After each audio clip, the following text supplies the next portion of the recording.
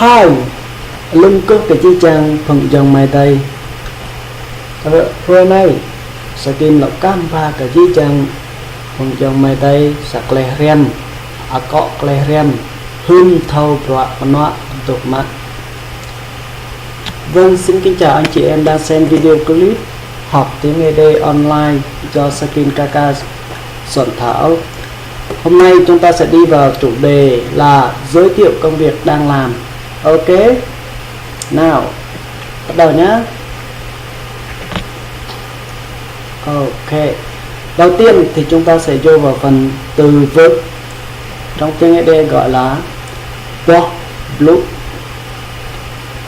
Từ thứ nhất, ai mờ trào, ai mờ trào có nghĩa là gì? Bác sĩ. Ok, ai mờ trào, cố gắng đọc chuẩn nha. Ai mờ trào, the âm the này với r này, r đọc là r. Ai mờ trào, ai mờ trào có nghĩa là bác sĩ. Từ thứ hai, ca này, trong tiếng ED ca này thì đọc là cờ. Công an có nghĩa là công an. Ok, từ này dễ hơn nè. Ok, tiếp theo, nai mờ tô là giáo viên. Nai mờ tô giáo viên. Ok, tiếp theo, từ thứ tư, cờ.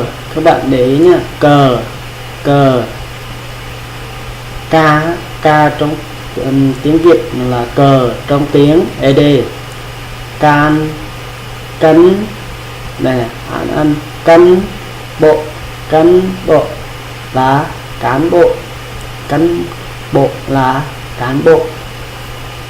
Rồi, cũng dễ. Tiếp theo, đây rem rã, hờ đờ e mà có h đằng sau á, có mình nhấn mạnh là dấu sắc vô. Đé rem rá hoặc là đé rem rạ. Đó, tùy theo âm điệu của mình đang nói chuyện. Ok, đé rem rạ thì nó sẽ chuẩn hơn rất là nhiều. Ok, có nghĩa là học sinh. Rồi, continue. Từ tiếp theo,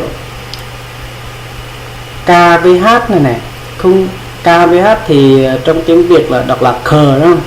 Mà trong tiếng ED thì không phải đọc như vậy nữa. K với H đọc là khờ, mà nó cùng giống như âm khờ á, mà nó có cái ở đây âm tiết nó khác hơn. Ở đây đọc là không đọc là khoa nữa, cờ hoa vẫn là cờ với hoa là nó nối lại với nhau nha. Cờ hoa mà đọc nhanh là khoa pan cọ khoa pan cọ. Cờ o mà có dấu ngoặc ở đây thì mình sẽ đọc nó nhấn xuống một chút, cọ khoa pan cọ có nghĩa là nhà chủ tịch hoặc là chủ tịch. Ok, rồi từ tiếp theo, hờ y này, gì giờ này. Đó, đây đọc tiếng đây đọc là chờ i e đọc ba từ sau này thử nhá. Chia cố gắng đọc này, các bạn cố gắng đọc phát âm chuẩn này. Chia nối lại bốn từ này, chia. Rồi đây a cờ này, nhớ cờ nha, a cờ này, a này, r rắc này rắc. Ok, đọc nhanh nào, rắc. Nếu mà đọc chậm là rắc, đọc nhanh rắc. Ok, rồi chúng ta sẽ đọc nối từ này nhé. Chia rắc Hajieprak, Hajieprak, Hajieprak. Ok. Đôi chút. Rồi, có nghĩa là ngân hàng. Rồi, từ tiếp theo. Hơi bị khó đọc này. Rất là nhiều anh chị phát âm không chuẩn từ này, mình chắc chắn luôn. Rồi, ok, cố gắng nào. U, I, H. Nhớ mà cái từ mà H mà cái âm H nó ngồi ở cuối câu á, thì cuối câu của từ này nè thì nó sẽ có một cái nhấn sắc đó. Menu, mình che lại cái từ H này nha. Menu đọc là menu mà có H thì menu mình nhấn lên một chút. Ok, menu ngạ lọ menu ngạ lọ mà.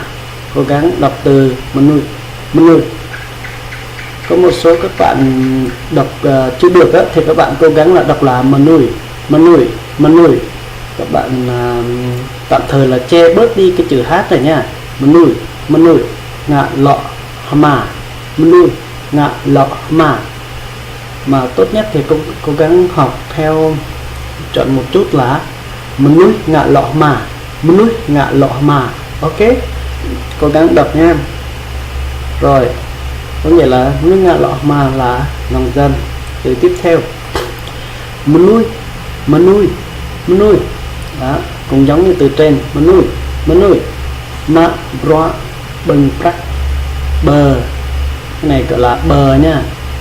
Bờ, các bạn để ý bờ trong tiếng D nó sẽ có cái từ này đó, B này mà nó có gạch ở trên này đó, nó mới gọi là bờ. Còn cái bờ này á thì nó gọi là bờ.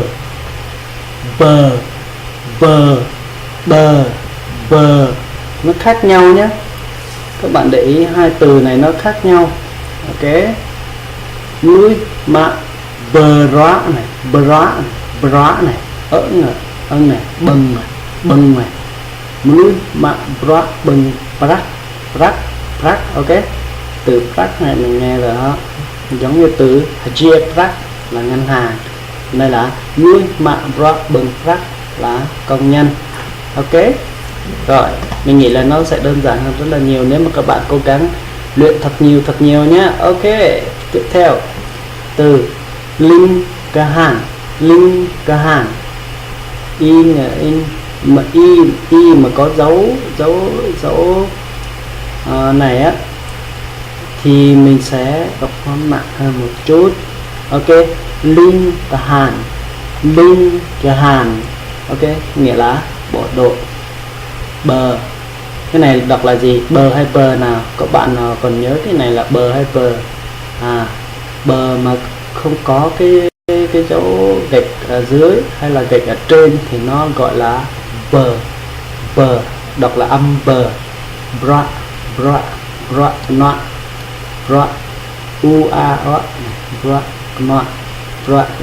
nghề nghiệp. Ví dụ nghề nghiệp của bạn là gì? Si bro nọ em ạ. Nghề nghiệp của bạn là gì? Ok, prak mlan là tiền lương. Tiền lương hàng tháng của bạn là bao nhiêu? Đó, tiền lương của bạn là bao nhiêu? Đó, prak mlan tâm sản lán. Prak mlan tâm sản lán. Prak mlan tâm xá mlan hầm lán kinh tế. Ok, rồi Skin chỉ đề cập những từ vựng này thôi, chỉ có để cho các bạn dễ học dễ nhớ thì mỗi ngày Skin sẽ cung cấp cho các bạn vài từ vựng, có một vài ví dụ cụ thể để các bạn hình dung ra được các cái từ này người ta thường áp dụng vào câu nói nào. Ok, rồi bây giờ chúng ta sẽ ứng dụng vào thực tế nào continue.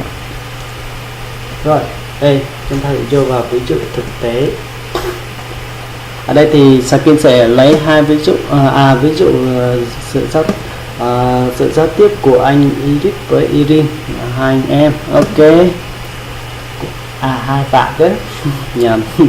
Rồi Iris nói alum cơ cúc, Irin trả lời alum cơ cúc.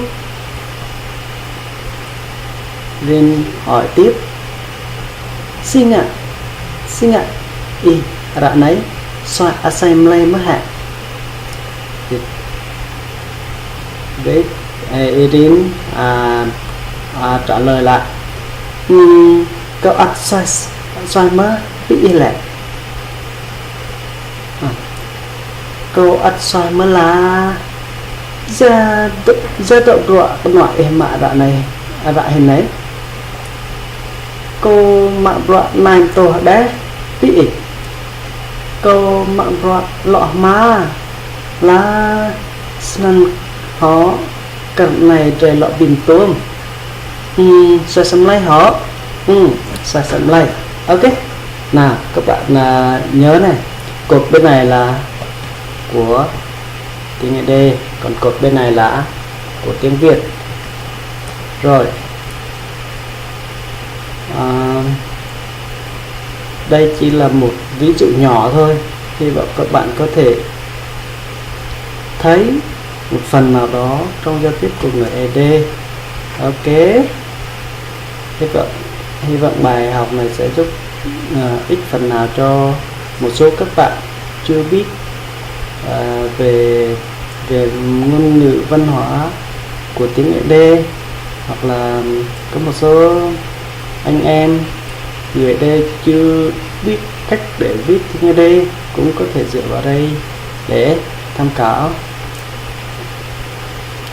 Trong bài soạn á thì không thể tránh khỏi sự sai sót.